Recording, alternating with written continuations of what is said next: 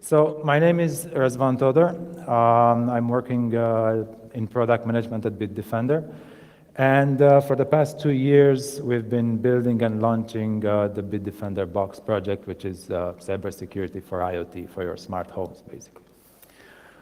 And this presentation is about the lessons that I learned in these 2 years. Okay, so to start with the beginning and with the actual synopsis of the presentation, how do you navigate the line between form and functionality, and how can you maximize both without becoming an extremist in either side? And of course, as the man is asking, is it too much to ask for both? I think not. I think you can have both, but I think it's important that we are aware of both and we try to intentionally aim for both. And I'm saying this because I think that mainly in our industry, we do have this tendency of focusing on the functionality and trying to build the best product there is, the most valuable product, very techy, very savvy and everything. And we also pride ourselves with the fact that we're not here to win any beauty contest. But in the world of reviews, comments, stars, ratings, feedback posted everywhere by everyone, not only professional reviewers, you got to ask yourself, what's a bigger disappointment? Is it ugly or stupid? Now, just to start the presentation on the right note, I'm going to be talking about products that are built for the consumer area, not enterprise, and while both do share some common ground, they're really not the same and they should not be addressed the same. And also, I'm going to be talking about product management, not project management. So I'm not going to be saying, okay, here's how one should build a very organized product, but rather about what kind of product you should build so that it brings value in the eyes of your users. All right. The vision.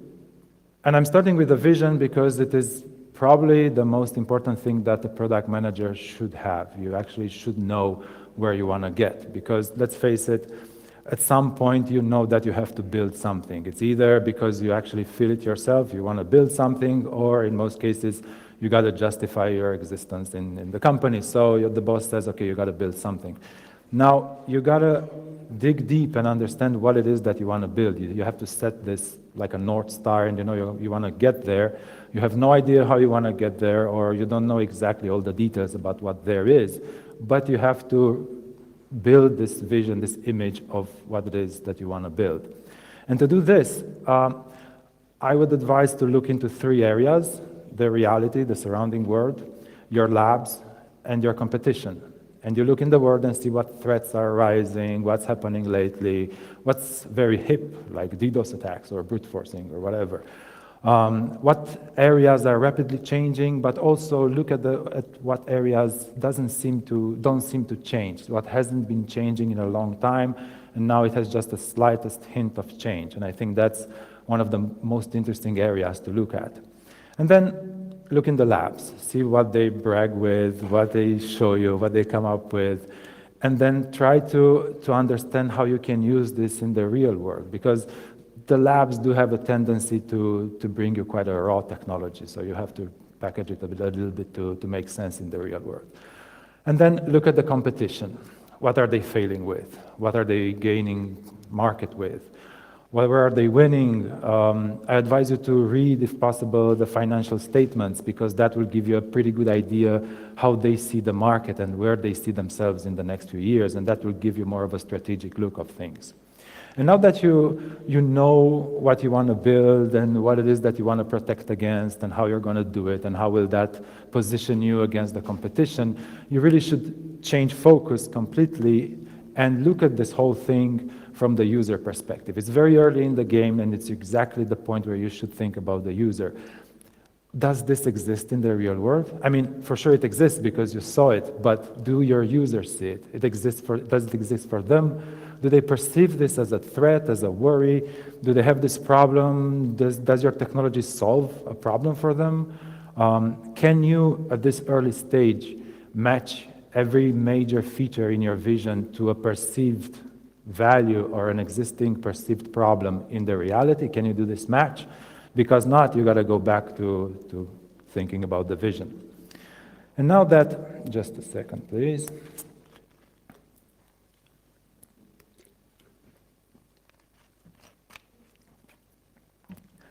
Now that you kind of know what you want to build, it's time to go back into your organization and get people on board and build this product. And as you're preaching your vision inside your teams, you will soon realize that they do group into two sides. You will have your techies here with R&D and development and analysis and quality assurance and architects and everything here. And then you will have, let's say, the marketing people, marketing, sales, the C-level, the guys with the money, I don't know, conversion analysts, UX designers, everything here.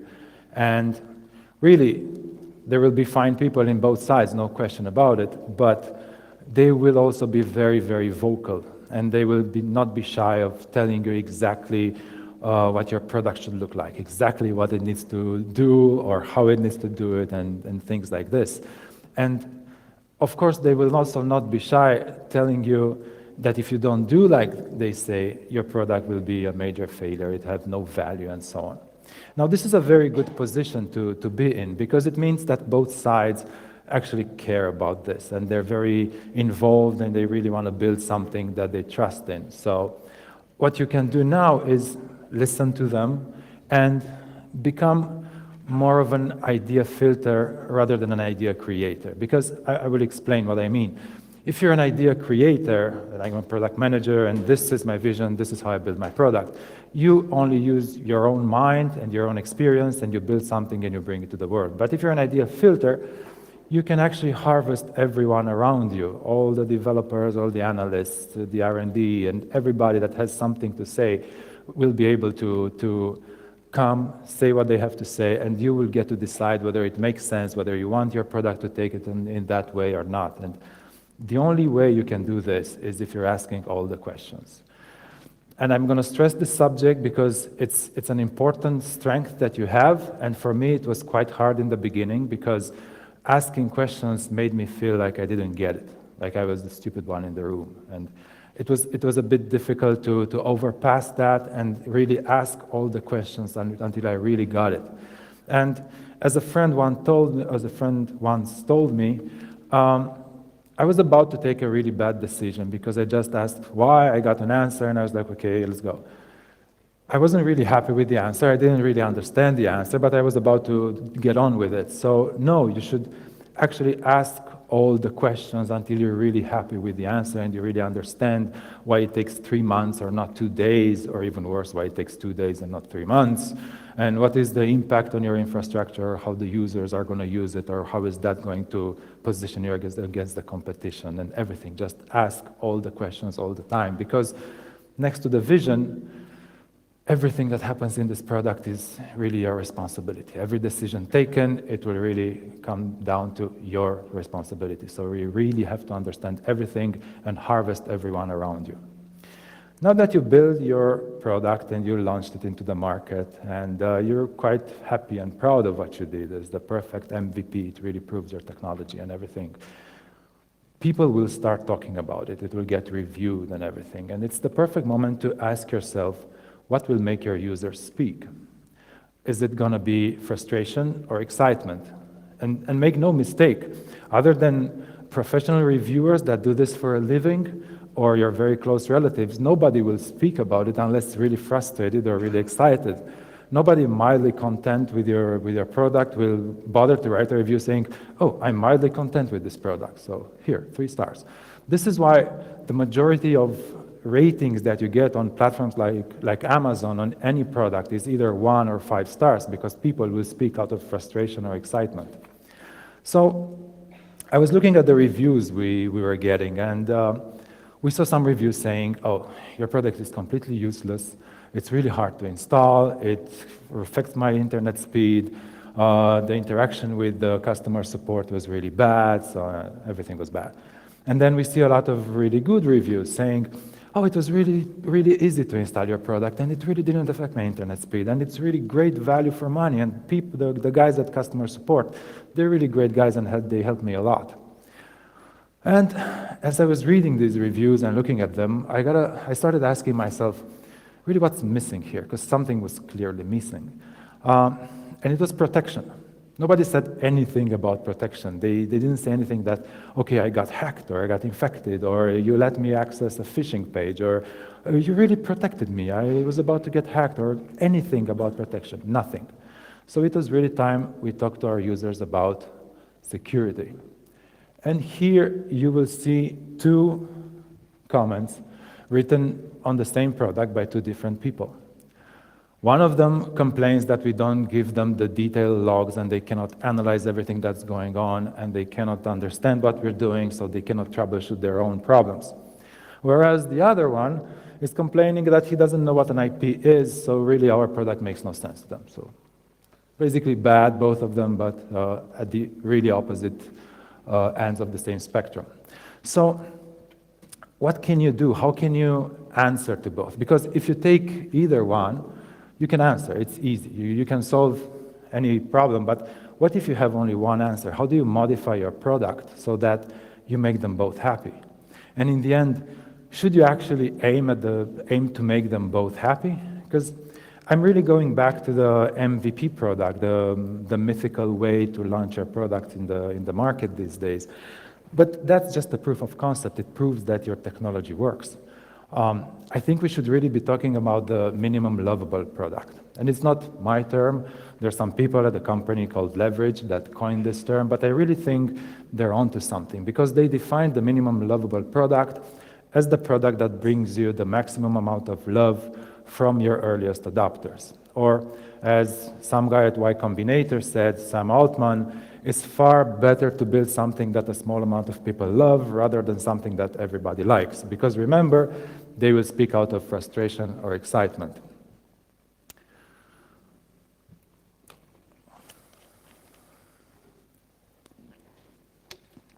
So it's time we started thinking about feature versus feeling. And at this point, I should really be talking to you about the cake mix. You see, back in the 50s, there was a company that brought to the market the cake mix. And it was a really cool deal. It was everything you needed you just added water, bake it, and it was boom, fresh cake on the table. They were doing user research back in the days as well, and everybody agreed that it tastes great, it smells great, it looks great, it's a great cake, it's awesome. The only problem was that sales were really bad and nobody knew why. So they started thinking about it, and at some point they realized that, well, people didn't feel like they were doing anything. So what they did was they removed the dehydrated eggs from the mix, and now you had to go to the market, buy eggs, come home, put the eggs in the mix, put water, mix everything, bake it, boom, the same cake, same taste, same look, but now everybody loved it because they started feeling that they were doing something. They started feeling that, okay, I put a cake on the table for you. So they related to the product. Now, the thing is, how can you make your users feel the good things about your product? What are your fresh eggs in this situation? I think at this point, really you should be able to look at the code. And of course, you're in this industry, so you can look at a code and go like, okay, this is a beautiful piece of code. But you have to understand that a beautiful piece of code means absolutely nothing in the world. It has no value. You have to understand that the most important features of your product, the ones that really keep your user safe, are completely invisible to the user, and what they see is completely something else.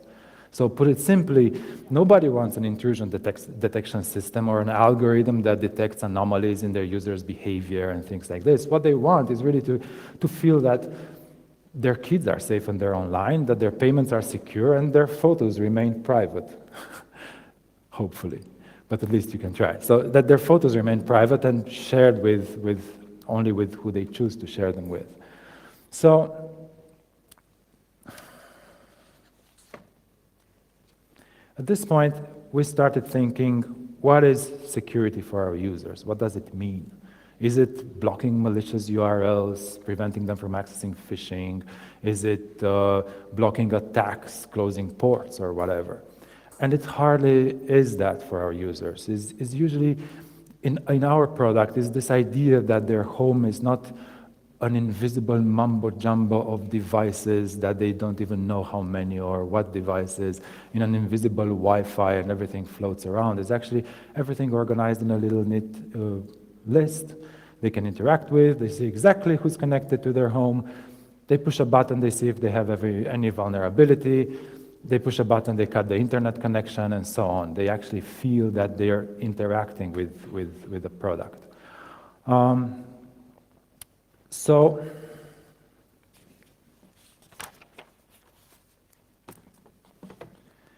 we realized that really that is the point. Nobody really wants to rationally reach the conclusion that they are protected. Nobody really wants to analyze logs. Nobody really wants to, especially if they don't want to trust the company that they protect them. What they need is they need to feel protected. So let me emphasize this. They need to feel protected, not know that they're protected.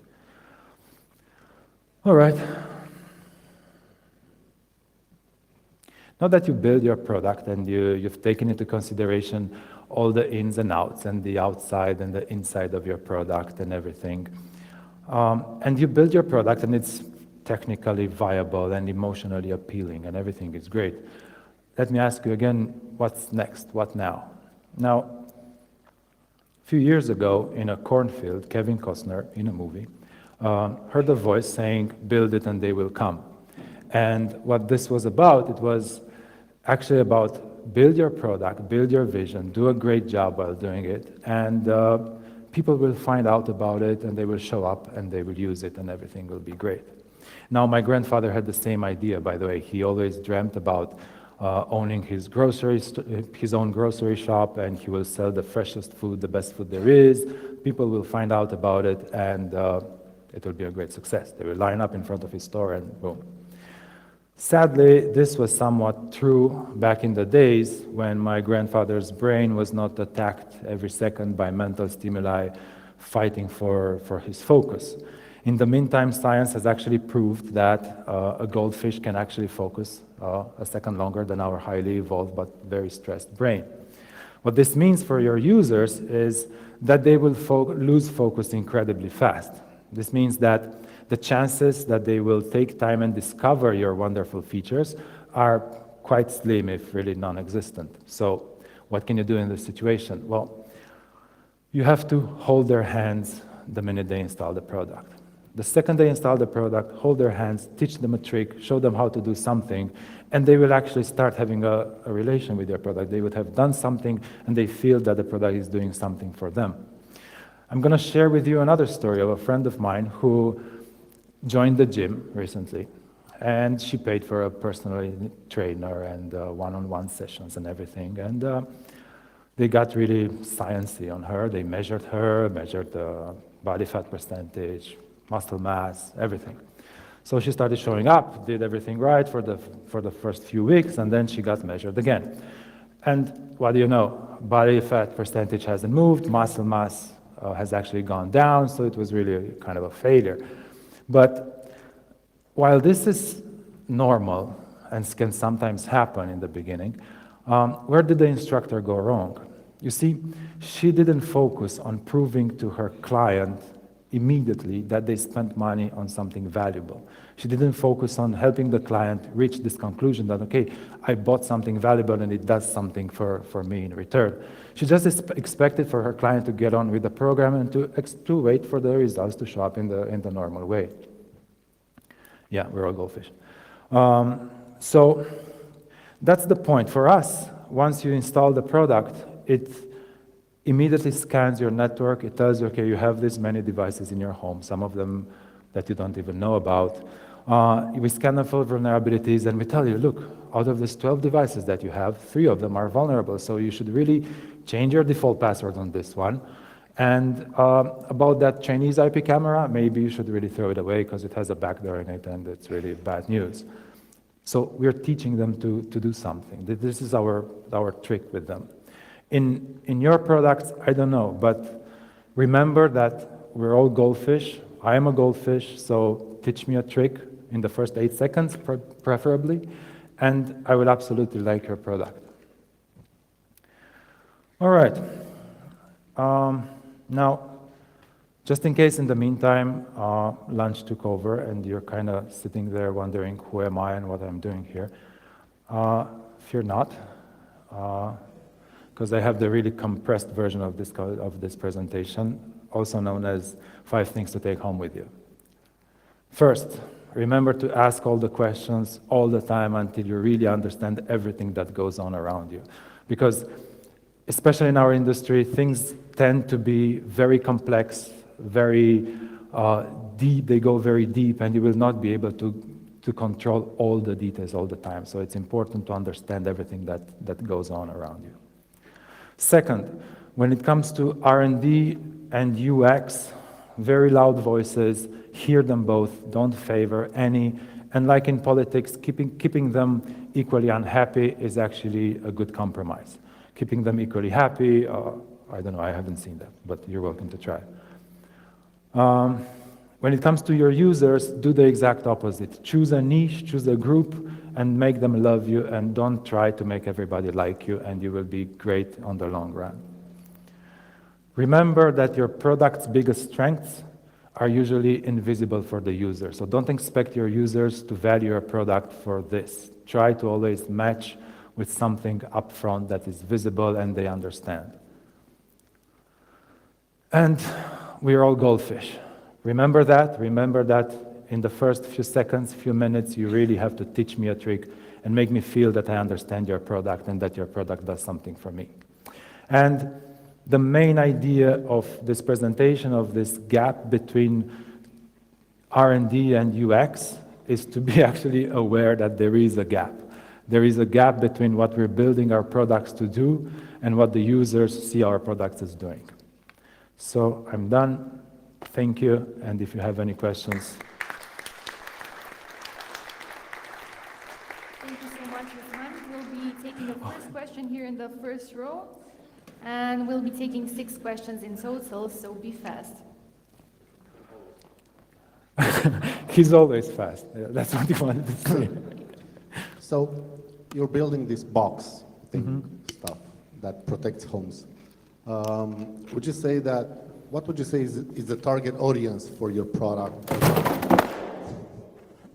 Somebody smarter than me. A hand of applause, guys. Yeah. Woo-hoo. I'm good. The target audience, you say. The target audience or the target audiences, and actually follow-up question, why? Why did you select those target audiences? What do you expect them to perceive in your product? What do you expect them to see in your product? Well, it clearly is not for the very advanced. And I think we actually followed the trend, and we saw that the market is going towards smart homes. Trend micro, or?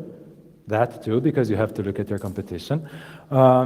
So we see that the market is going towards smart homes. The adoption rate of smart devices is actually incredibly fast or high, however you want to say it. So we actually targeted normal people, normal houses, living normal lives, because the IoT devices are spreading at an incredible rate. So not only the techiest, the savviest, or the early adopters are getting them anymore. It's something on the mass market.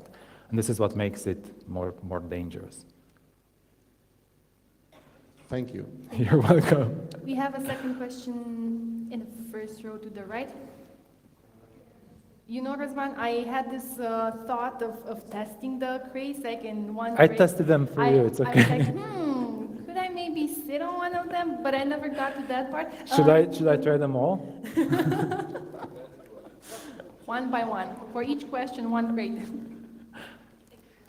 The smartphone, the smart home adoption is much more wider year by year. However, there's a portion of people that are still very paranoid about all this. And do you have any tactic to convince these people that these devices are safe or something?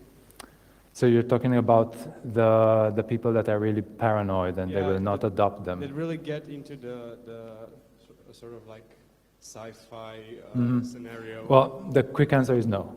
We will not, because, and I will give you let's say the business answer. There's this the distribution of your user, it's like a bell, of course, like everything in life. And here you have a small portion which are the early adopters, a small number of people which will jump into the new technology.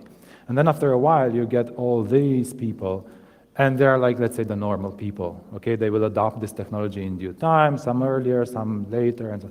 And then you're talking about this end of the spectrum, and they will almost never adopt this. So from a business point of view, it makes no sense to target them because it will be really, really difficult to get it, or if you ever get it, okay? Plus, we're not trying to convince people to adopt this, we're just trying to protect people who have already adopted this.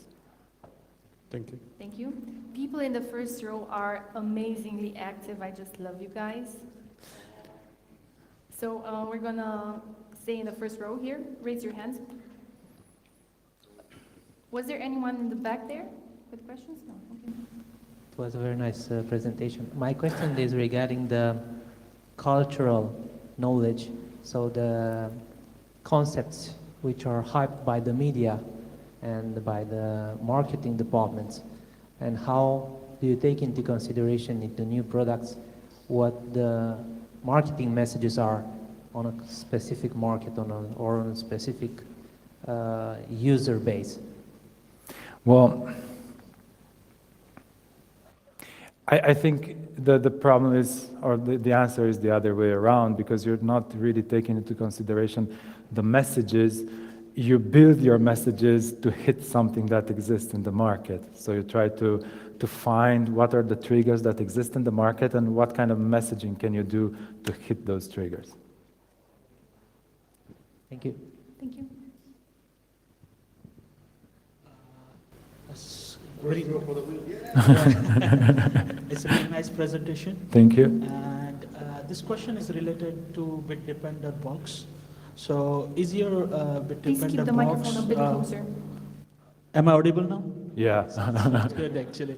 So is your bit-dependent box secure RF communication attacks, like over the Zigbee or other Wi-Fi or something?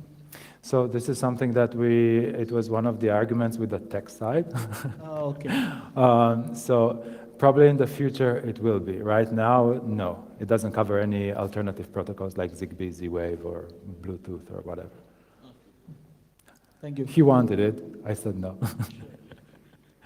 And the reason why I said no was that those are really proximity attacks. So we went for the wider range of attacks, the one that can be like mass attacks. For a Zigbee attack, you're more or less targeted, for example. Anyone else? Going once, going twice, and... There. Okay.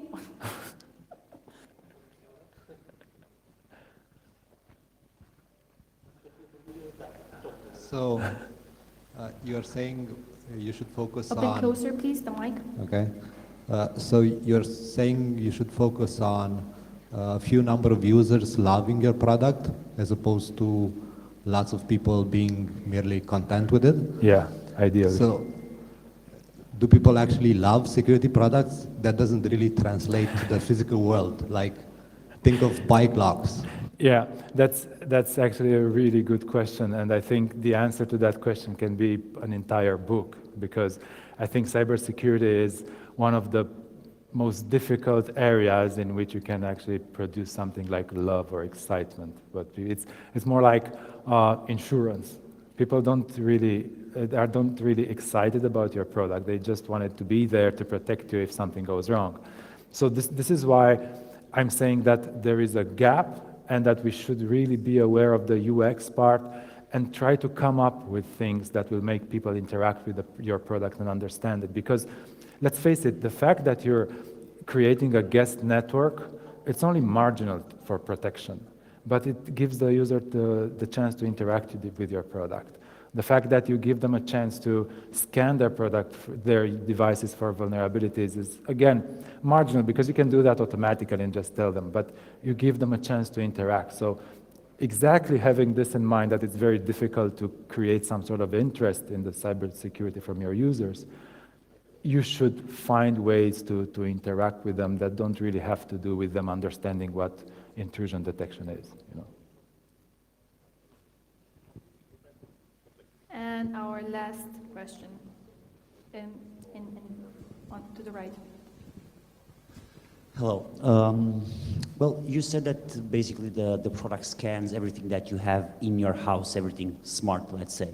And by doing this, you're going to have a lot of enemies because... So can you repeat the first part of the question? So the product scans everything smart, let's say in your house, your TV, your whatever. And you're going to say, okay, this XYZ brand has an issue, has a backdoor, and we've seen things like this also for big brands, for TVs. Let's just take a random example. How are you going to cope from the, let's say, the business side of things, from the business side of things, the enemies, let's say, that you're going to get? Well, I think there are two different answers to this. What Box does is it scans for known vulnerabilities. So if I find a CVE in your LG TV, it's already there. It's already documented. You can find it on mitra.org, for example. So, just a second. So you're really not breaking anything. It's known information. You're actually doing your user a favor. Look, it's documented there. All somebody like Jay has to do is just look it up, and then they can hack you. But the other part, and I will let Jay speak immediately, the other part is there's such thing as ethical disclosure or something. You find something, you let them know, and then you start to talk about it. Unfortunately, we have to close the session. Your last comment, and your comment will be the last one, really short. It's very brief. They don't care, dude. Really, they don't. In 90% of all of our findings, and because we also do vulnerability research on IoTs, 90%, more than 90%, don't care. Thank you for being here. Thank you, Razvan, and Thank you. it's a wrap.